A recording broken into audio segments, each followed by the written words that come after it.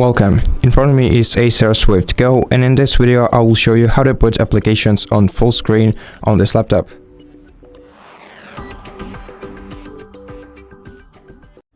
So to put a window on a full screen, you can either double click the top bar and then double click it again to demaximize it. You can grab the top bar of your window and drag it to the top of the screen, then release it. This way you can also put your window on a full screen. And by dragging it down, you can demaximize it. By clicking this icon right here, you can also toggle the size of your window. And that's basically it. Thank you for watching this video. If you liked it, consider subscribing to our channel, leave us a like and a comment below, and I'll see you in the next one.